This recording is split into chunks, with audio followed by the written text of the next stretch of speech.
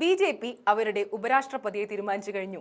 പാർട്ടിയുടെ ഐഡിയോളജിയുമായി ചേർന്ന് നിൽക്കുന്ന നേതാക്കളെ മാത്രമേ ഉപരാഷ്ട്ര പദവിയിൽ ഇരുത്താൻ സാധിക്കുന്നുവെന്ന RSSും ബി.ജെ.പിയിലെ മറ്റു നേതാക്കളും കടും പിടുത്തം പിടിച്ചതോടെ പ്രധാനമന്ത്രി നരേന്ദ്രമോദി അടക്കമുള്ള നേതാക്കൾ പിടിവിടുകയായിരുന്നു. അവസാനവട്ട ചർച്ചകൾക്കായി കോൺഗ്രസ് നേതാവ് ശശി തരൂരിനെ ബി.ജെ.പി. ദില്ലിക്ക് വിളിപ്പിച്ചിരുന്നു. എന്നാൽ ഒന്നും സംഭവിച്ചില്ല. ഇപ്പോൾ തന്നെ പ്രഖ്യാപിക്കുമെന്ന രീതിയിൽ വാർത്തകൾ വന്നെങ്കിലും ശശി തരൂരിന് അനുകൂലമായിട്ടല്ല ഇപ്പോൾ കാര്യങ്ങൾ മുന്നോട്ടു പോകുന്നത്.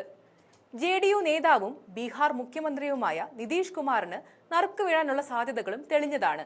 എന്നാൽ നേരത്തെ പറഞ്ഞ ബി.ജെ.പി. ഐഡിയോളജി ഈ പറഞ്ഞ നിതീഷ് കുമാറിനില്ല. അതാണ് തിരിച്ചടിയായത്. അനാരോഗ്യം കാരണം വരുന്ന നിയമസഭാ തെരഞ്ഞെടുപ്പിൽ പഴയ പ്രതാപത്തിൽ മത്സരിക്കാൻ നിതീഷിന് സാധിക്കില്ലെന്ന് ഉറപ്പാണ്. ഇതോടെയാണ് ആദ്യഘട്ടത്തിൽ ഉയർന്നു കേട്ട 2 പേരുകൾ എന്നേക്കുമായി അവസാനിച്ചത്. അതിൽ തിരുവനന്തപുരം MP ശശി തരൂരും ഉണ്ടെന്ന് ചുരുക്കി പറയാം.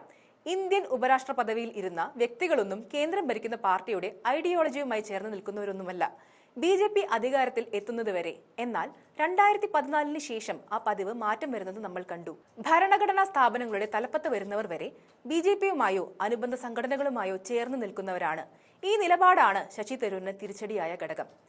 കാരണം നേരത്തെ RSSന്റെ ശക്തനായ വിമർശകനായിരുന്നു ശശി തരൂർ. ഇതുമായി ബന്ധപ്പെട്ട് മാത്രം നിരവധി പുസ്തകങ്ങൾ വരെ ശശി തരൂർ എഴുതിയിട്ടുണ്ട്. ഇന്ത്യൻ രാഷ്ട്രീയത്തിൽ തന്നെ ഈ RSS വിമർശനമാണ് ശശി തരൂരിന് നിലനിൽപ്പുണ്ടാക്കിയ നൽകിയ ഘടകം. UPA അധികാരത്തിൽ ഇരുന്ന സമയങ്ങളിൽ RSSനെതിരെ ശക്തമായ വിമർശനം ശശി തരൂർ അഴിച്ചുവിട്ടു. ഈ രാജ്യം മുഴുവൻ സഞ്ചരിച്ച് RSSനെതിരെ സംസാരിച്ചു. അതിൽ ഇന്ന് ശശി തരൂർ ഖേദിക്കുന്നുണ്ടെന്ന് മറ്റൊരു കാര്യം.